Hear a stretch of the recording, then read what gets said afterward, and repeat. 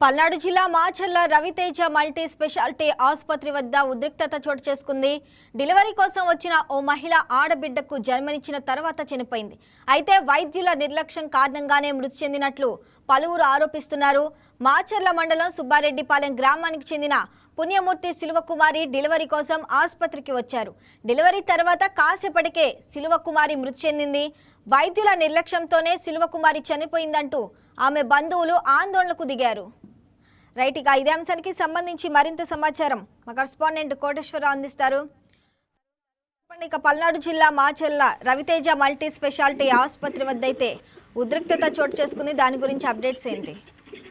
Good morning Shravani. ఈ రోజు ఉదయం సుమారుగా 8:30 ప్రాంతాల్లో పల్నాడు జిల్లా మాచర్ల పట్టణంలో ఉద్రిక్తత చోటు చేసుకుంది. రవితేజ మల్టీ స్పెషాలిటీ హాస్పిటల్ వద్ద కొంతమంది ఆందోళన జరిగారు. దీనికి పూర్తి వివరాలు వచ్చి ఈ శిలువ కుమారి అనే మహిళ 25 సంవత్సరాలు. ఈ మహిళకి గత సంవత్సరం హైదరాబాద్ లో సాఫ్ట్వేర్ గా పనిచేస్తున్న విజయ్ భాస్కర్ తో ఏడాది క్రితం శిలువ కుమారికి వివాహం జరిగింది. వివాహం అనంతరం ఆవిడ ప్రెగ్నెన్సీ అని తెలిసిన తర్వాత వారి తల్లిదండ్రులు పుట్టినిల్లు మాచర్ల ఉండటంతో ట్రీట్మెంట్ కి ఈ రవితేజ మల్టీ స్పెషల్ హాస్పిటల్ కి పోవడం జరుగుతుంది. అయితే ఈ క్రమంలో వాళ్ళు ఫలానా రోజు డెలివరీ డేట్ కూడా ఇవ్వటం జరిగింది. ఈ డెలివరీ డేట్ కి గత నెల ముందుగానే, ఒక నెల ముందుగానే పుట్టినింటికి వచ్చిన శిలువ కుమారి 2 సార్లు ట్రీట్మెంట్ కూడా తీసుకుంది. అయితే ఈ రోజు మాత్రం డెలివరీ డేటు నిన్న ఇవ్వడంతో ఈ రోజు ఉదయం హాస్పిటల్ జాయిన్ చేశారు ఆవిడని.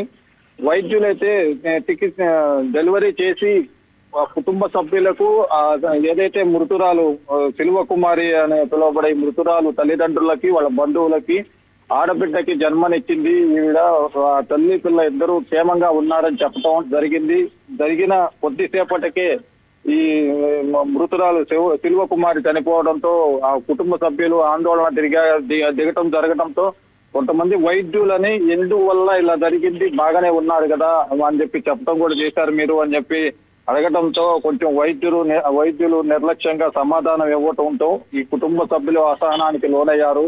దీని మీద వైద్య సిబ్బంది, రవితేజ మల్టీ స్పెషాలిటీ హాస్పిటల్ సిబ్బంది వాగ్వివాదాన్ని దిగటంతో వారికి ఒక్కొక్కరిగా చేరుకున్నటువంటి బంధువులందరూ కలిసి ఈ హాస్పిటల్ యాజమాన్యం కానీ వీళ్ళ వైద్యుల నిర్లక్ష్యంతోనే మృతురాలు చనిపోయింది శిలువ కుమార్ అని కొంత ఆందోళన అయితే చేయడం జరిగింది. హాస్పిటల్ నుంచి ఉన్న సెక్యూరిటీ గార్డులు, పోలీసులు సమాచారం అందించడంతో కొంత సద్దుమణిగినట్టు తెలుస్తుంది. Shravani. Right Koteswararao, thanks for the updates.